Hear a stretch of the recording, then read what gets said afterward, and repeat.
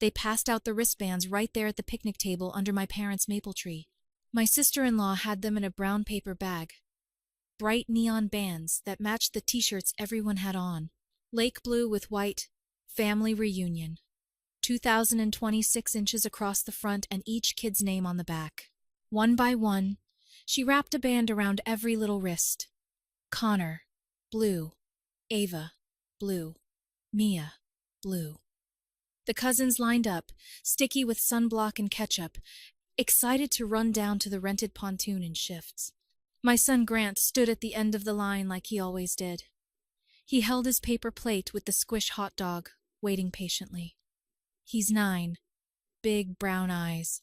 He never pushes, he never asks twice. She looked at him, then back in the bag. "Oh," she said. "We don't have one for you." It was loud. Kids laughing and Uncle trying to get the grill to stop flaming up, my dad fiddling with the Bluetooth speaker that kept cutting out. But I still heard it, saw Grant's hand hover, then fall to his side. He looked at me like I might fix it with mom magic. My brother Scott was behind her stacking cups. He didn't look at Grant. "We only ordered for the cousins staying at the lake house," he said. "Not exactly to anyone. It's a head count thing." Grant's name wasn't on his shirt either. They had a spare child-sized tee tossed on a chair, blank on the back. "You can wear this one if you want," my sister-in-law said. Soft like that made it better. Someone yelled, "Group photo!" And all the blue shirts ran to my dad's phone on a tripod. Scott waved us over. "Let's do immediate family first," he said. Then did that tight smile at me. "Just a second, Irene." I stood still. I smiled. My hands shook around the paper plate. The hot dog rolled onto the grass. Grant didn't complain. He stuck the plate under the table. He looked back at the photo like he might sneak in. My mom touched his shoulder and angled him out of the frame with her body like it was nothing, like you scoot a chair. I felt my throat close. My chest got hot. I said nothing. "Don't worry," my sister-in-law chirped me. "We'll get one with everyone. Maybe after the boat." Grant nodded. He is good at saving me from scenes. He took the blank shirt and folded it over his arm like he was doing me a favor. With his other hand, he reached for my fingers. I squeezed. I pretended I didn't feel the paper wristbands, cutting tiny lines into the grass at my feet. "My name's Irene. I'm 39. I live in Indianapolis, Indiana. I run a small bookkeeping firm out of a street front office above a coffee shop. I'm divorced. I adopted Grant when he was 3. He was my client's foster son first. Paperwork, court dates, his tiny backpack on my office chair. Then he was mine, permanently mine. My family is from an hour away, a town where everyone goes to the same church and knows who painted their mailbox. My parents still live in the split level we grew up in. My brother Scott lives 10 minutes from them in a beige house with a swing set and a smoker on the patio. He married young, 3 kids in 5 years. My sister Chloe lives 2 states away and mostly watches from a safe distance with her hands up like a referee. I was always the responsible one. Numbers make sense to me. Schedules, bills, due dates. I set up Mom and Dad on automatic bill pay. When Dad forgot the property taxes 2 years in a row, I paid the $1,127 penalty and then $2,314 in back taxes quietly, then set the notices to go to my firm address. When Scott's HVAC died last July, it was 90 degrees, and they had the flu. He called me crying at midnight. I put the $3,887 repair on my card and moved on. We had a group chat called White Fam. I paid for the shared iCloud storage, the Spotify family plan that everyone forgot they were on, the summer pool pass. I set up a $200 weekly transfer to Mom's checking, labeled groceries 3 summers ago when Dad's hours got cut. The transfer still hit every Friday morning at 9 a.m., like a metronome, whether they said thank you or not. Usually not. I was the planner too, the Christmas list coordinator. The person who ordered 6 matching stockings from Etsy, names stitched in cursive. When the package came, there were 5 names, and then one that just said, guest. Mom said the seller had made a mistake. We were busy. Grant was 4. We hung it anyway and told him, guests get extra candy. When Scott's oldest had a $600 club soccer fee due, my mom forwarded me the email with, "Can you help? It's for the kids." When my parents wanted to update their kitchen before the reunion because people will be in and out, I booked the cabinets and paid the $2,200 deposit. "We'll pay you back," my dad said, scratching his neck. He didn't meet my eyes. It's still on my card. I paid for family experiences because I thought that bought closeness. The zoo membership, the science center pass, a weekend at Hawking Hills last fall. 2 cabins. My card for both because we'll divide it up later. Later never came. Grant got used to whispered explanations near doorways. "They didn't get your size this time, but we can share mine. They're doing one more ride with just the big kids." "Grandma didn't hear you, Bud. He is quiet and watchful. He makes little drawings and hands them to people like gifts. A wobbly boat with blue scribbles. A lopsided house with smoke that looks like cotton balls. They smile and set them down. And somehow, by cleanup time, his art ends up near the trash. I started rescuing them when no one was looking. When I adopted him, my parents said all the right things out loud. He's ours now. Blood isn't what makes a family. They said it, then turned around and did tiny things that told a different story. My mom introducing him at church as Irene's little one. My dad leaving him off a group text about our grandkids, and then saying he forgot numbers. Scott posting a cousin's photo on Facebook and cropping Grant out because the framing was weird. It was never mean on paper. It was always just shy of deniable. I told myself they'd adjust. I told myself love was a muscle. You use it, and it grows. I told myself that throwing money at group calendars and potlucks and matching t-shirts made it easier for them to include us. I told myself a lot of things, because I needed to believe it would change. This year, they wanted a big reunion at the lake, renting out the event hall at the state park with a deck that looked over the water. It was a big deal. 50 people, a photographer, a taco bar, a DJ, because my dad can't resist Sweet Caroline. The hall was $7,400 for the weekend. They needed a guarantor. The contract had to be in one name with one card. Everyone would pay back their share. Scott asked me because I was good with forms. I put it in my name. I signed. I split the invoice into my accounting software and made a color-coded plan for when everyone's checks were due. We had a meeting at my parents' dining table with the plastic runner that sticks to your forearms in humidity. We talked head counts, the kids' boat schedule, the photographer's shot list. "Immediate family first," Scott said, tapping it with his pen. "Then big group." Grant traced the pattern on the tablecloth with his fingertip and hummed. My mom set a bowl of strawberries down and said to no one in particular, "Make sure we get one of the original 5. "I thought there were 6, I said, light, testing the wire. "No, the original 5, she said, laughing like I was the one missing the joke. "You know, before, they've been punishing me for adopting him without their permission ever since. They'll tell you it's not that. They'll tell you it's about schedules and space and how the kids mix. But I'm good with numbers. I see patterns for a living." So when Grant stood there in my parents' yard with no wristband and a blank shirt, it wasn't about a piece of rubber or cotton. It was about every transfer, every deposit, every time I bought my way into a picture that was still missing us. 2 weeks after the wristband day, a Wednesday, my phone buzzed while Grant built a Lego car on the living room rug. We had pasta boiling on the stove. It was 6:21 p.m. I wiped my hands on a towel and flipped my phone over. My brother's name. A text. Blue bubble after blue bubble because he'd been typing a while. "Your son can't come to the family reunion. My kids don't like him," he wrote. "He makes them uncomfortable. He's not easy. We're trying to make this fun for everyone." I read it twice because my brain hiccuped on the word your. Your son. Like I brought a stray he was allergic to. He followed it with, "We can do a separate day with just you and Mom and Dad. But this weekend is for the cousins who grew up together. Don't make it a thing. My throat got tight the way it did at the picnic table. My vision went a bit glittery at the edges. Grant's car thunked as he tested the wheels. "Listen," he said to himself softly. "Now it goes." I didn't type back. I didn't call anyone. I clicked my phone off and set it face down on the stove. I turned the burner down. I went to my desk in the corner of the dining room. I opened my laptop. I opened the folder on my desktop labeled Reunion 2026. Contracts, PDF invoices, the spreadsheet with tabs and colors that made me feel calm. I made one decision. I withdrew my financial sponsorship from the reunion. I started with the event hall.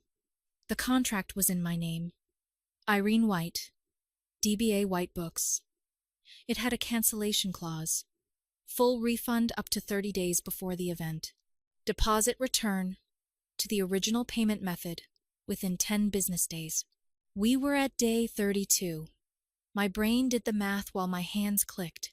There was also a provision for transferring the contract to another named party if the venue approved it within 48 hours. I called. The office answered on the second ring. "Hi, this is Irene White, contract 1,458, I said, calm. My voice came from somewhere tucked behind my ribs. "I need to withdraw as guarantor and request that the contract be released from my name. If it cannot be cancelled, I want it formally transferred. I will not be financially responsible after today." The woman was polite and efficient. She looked it up. "You're within the transfer window," she said. "We can remove you as the paying party and put it in another name. We'd need their card on file by Friday at close. If that doesn't happen, the reservation cancels and the space opens." "Great," I said. "Please remove my card now and send the transfer form to this email." I spelled it. I asked for confirmation in writing. I asked her to note our call. I listened to the click of her keyboard. I watched the email hit my inbox. Contract transfer form. White reunion. I forwarded it to Scott and my mom with no comment. I watched the outbox turn to sent. Next, the caterer. My deposit was $1,750, refundable in full up to 2 weeks out. We were 3 weeks out. They could either refund me now or apply the deposit if another card came on file this week. I called. "Hi, this is Irene White. Invoice 6,963. Remove my card. I withdraw my guarantee. Please send the new agreement to this email." "Understood," the man said. "We'll need a new card by Friday. Otherwise, we'll release staff to other events." "Perfect," I said. He emailed the updated invoice with a big red "Payment Required" banner. I forwarded it to the family thread. Again, no comment. The photographer was a woman named Carrara, who did weddings on the weekends and family sessions in the evenings, with pale hydrangeas behind toddlers in denim. I paid her a $500 retainer. It was non-refundable, but transferable. I texted her, "Hey, Kara, it's Irene Lass on Other Wealth. Please remove me as contact and send a new contract to this email if they want to proceed. I won't be the point person or payer." "Got it," she wrote back in under a minute, a typing bubble. Then, "I'm sorry. I hope everything is okay." "Everything is going to be okay," I typed. I sent it. I meant it. I logged into my bank and saw the line items lined up like little accusations. $7,000. $400 venue hold. $1,000. $750 caterer. DP. $500 photography. I screenshotted the confirmations that I was off the hook if no one else stepped up. I created a folder called Reunion Released. It took 18 minutes. I checked the time. 6:39 p.m. Grant's pasta bubbled once and settled. He asked if he could add more Parmesan. I said yes. At 6:47 p.m., my phone lit up like I had kicked a hornet's nest. Scott called. The ring drilled into my ear bones. I let it go to voicemail. He called again. I picked up on the third because I am still, unfortunately, me. "What did you do?" he yelled without hello. His voice was too loud for the size of my kitchen. "What did you do, Irene?" "The venue just emailed me." "The caterer." Carrara, are you serious right now? I withdrew my financial sponsorship, I said steady. The contracts were in my name. I'm not paying for a family event my son is not welcome at. He sputtered like a pan left on high. You're being dramatic. I'm being clear, I said. If Grant isn't included as a cousin, my money is not included as a cousin. You can't do this 2 weeks out, he said. We counted on you. You can transfer everything by Friday if you want, I said. All the links are in your inbox. You're punishing all of us because Grant is... He stopped himself, but not soon enough. Because Grant is what? I asked. My voice was not kind. It was flat. Because he doesn't get along with everyone, he said, backing up. You know how he is? I do, I said. He's 9. He's polite. He draws pictures for people who throw them away. He huffed. This is vindictive. This is a boundary, I said. I am not your backup bank. He hung up. Or I did. It doesn't matter. I turned the stove off. I buttered toast. I grated more cheese than was reasonable. I carried bowls to the coffee table. Grant beamed like he'd gotten away with something. We watched a show about building tree houses. The thin summer light made a stripe on the rug like a bookmark. My phone buzzed across the room, face down. I let it. Friday came fast. Between Wednesday night and then, my phone never stopped. While I slept, the family chat blew up. Mom, can we talk? Then, please call me. Then, this is bigger than just Grant. Scott typed paragraphs about how I'd made everything about Grant and sabotaged something for the entire family. Dad added a thumbs down emoji. My sister Chloe messaged privately. Proud of you. Drink water. Thursday night there was a knock. I saw my parents through the glass. Mom held a casserole pan because Midwestern conflict comes with food. Grant was in the bath. I opened the door halfway. Sweetie, Mom said, this is too far. It's not far enough, Dad muttered. I can't fund a family my kid isn't part of, I said. Of course he's part of the family, Mom said. We've loved him since... You've loved him like a visitor, I said. Like a +1. That's not fair, she said, eyes going watery. Okay, I said. Then tell Scott his text was out of line. Tell him Grant is welcome. Dad's jaw tightened. You girls, always with the lines in the sand. Dad, this is about money. Mine, I said. The deposit was in my name. I removed myself. You have 2 days to put it in yours if you care that much. Mom swallowed. We'll figure it out. Just think about the kids. I am, I said. I'm thinking about mine. They left the casserole anyway. I put it in the fridge and went back to my life. Scott kept calling. He left a voicemail that slid into a shout.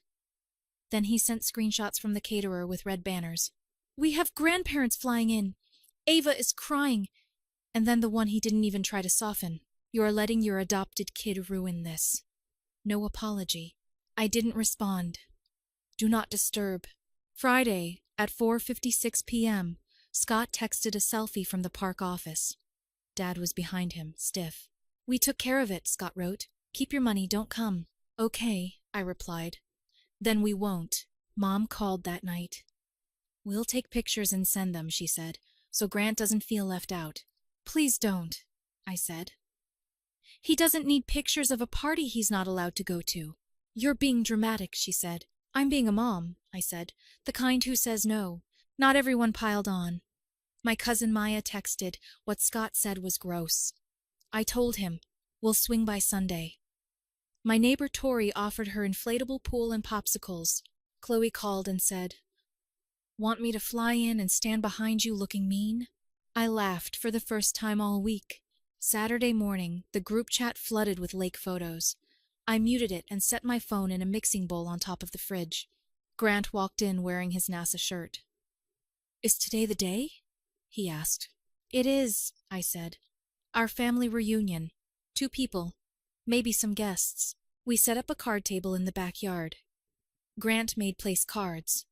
Mom, Grant, and 2 more, Grandma and Grandpa. I put those on empty chairs anyway. We grilled hot dogs. Maya came with her toddler. Tori brought the inflatable pool. Water everywhere, popsicles, normal joy. My phone buzzed in its bowl. I didn't move. Grant leaned back, humming, content. That sound landed right where the panic used to sit. After bedtime, I opened my laptop and canceled the automatic $200 weekly transfer to my parents.